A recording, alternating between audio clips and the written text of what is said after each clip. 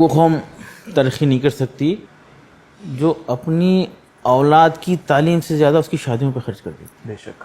فضول خرچی ختم کرنا ہے.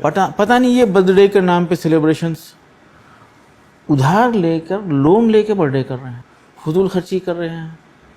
بامبے میں خاندان کے لوگ مل کر کہیں 25 کلومیٹر دور جا کے صرف رات میں ایک ڈنر کر کے آ رہے ہیں, 40,000 50,000 خرچ کر دے رہے ہیں, بے شک. جبکہ اس 40,000 50,000 سے 3 بچے جو ہے سال بھر پڑھ لیں گے.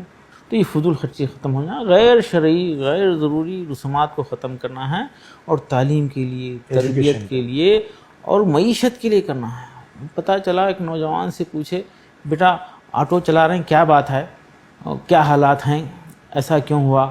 تو بتا رہا ہے کہ جب گریجویشن میں ایڈمیشن لے رہا تھا بڑی آپا کی شادی ہوئی تھی, پینشن کے پیسے ختم ہو گئے تھے ابا کے, اور جب کچھ کاروبار کرنے کی سوچ رہا تھا چھوٹی بہن کی شادی ہو گئی اور گھر بک گیا, اور یہ نوجوان آٹو چلا رہا ہے. ایک دن کا ڈرامہ, جبکہ بہترین نکاح وہ ہے, حدیث پاک کا مفہوم ہے, بہترین نکاح وہ ہے جس میں کم خرچ ہو. اب میں اکثر ذکر بولتا ہوں, کھل کے بولتا ہوں, بہترین کا اپوزٹ بدترین, کم خرچ کا اپوزٹ زیادہ خرچ. بدترین نکاح وہ ہے جس میں زیادہ خرچ. ارے لڑکی کے اوپر خرچ کی گنجائش ہی نہیں. نکاح کو آسان کرو, گناہ مشکل ہو جائے گا.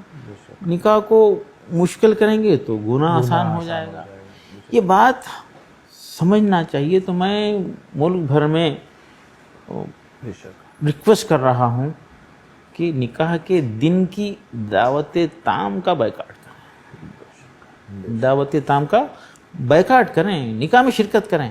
صحیح بات. اور ولیمہ غریبوں کا خیال رکھتے ہوئے, کفایت شرعی سے, فضول خرچی سے, دکھاوے نام و نمود سے بچتے ہوئے ولیمہ کریں, شادی کو آسان کریں. یہ ایک بڑا کام ہے جس کی وجہ سے تبدیلی کی امید کی جا سکتی ہے. یہ بہت اچھا پوائنٹ آپ نے رکھا ہے سامنے, جس کی آپ وکالت کر رہے ہیں کہ شادی میں جائیے کھانا مت کھائیے. تو جیسے لوگ اپنے آپ سے کھانا کھانا چھوڑ دیں گے لوگوں کی شادی میں, لوگ اتنا خرچ کھانے پہ کرنا کم کر دیں گے اپنے آپ. 5% لوگ اگر اس پہ عمل کر لیے, اس ہمارے پیارے دیش ہندوستان کے 95% لوگ اس پہ عمل کے لیے راغب ہو جائیں گے, ایک بڑا مسئلہ ختم ہو جائے گا. 5% لوگ جو دل سے مانتے ہیں, بیٹھ کے تبصرے کرتے ہیں کہ فضول خرچی گناہ ہے. آپ کی محنت کی ہوئی حلال کمائی کے خرچ کا بھی حساب آپ کو دینا ہے, خرچ کا حساب دینا ہے.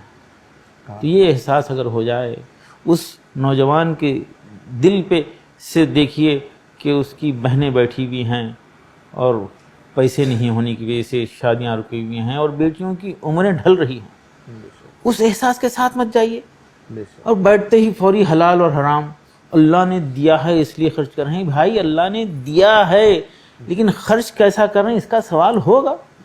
یہ احساس ہونا چاہیے ہم لوگوں کو. تو اس کے لیے اگر کوشش ہوں, 5% لوگ اگر اس پہ عمل کریں گے, بائیکاٹ کر دیں گے صاف, تو انشاءاللہ 95% لوگ بھی اس پہ عمل کے لیے راغب ہو جائیں گے.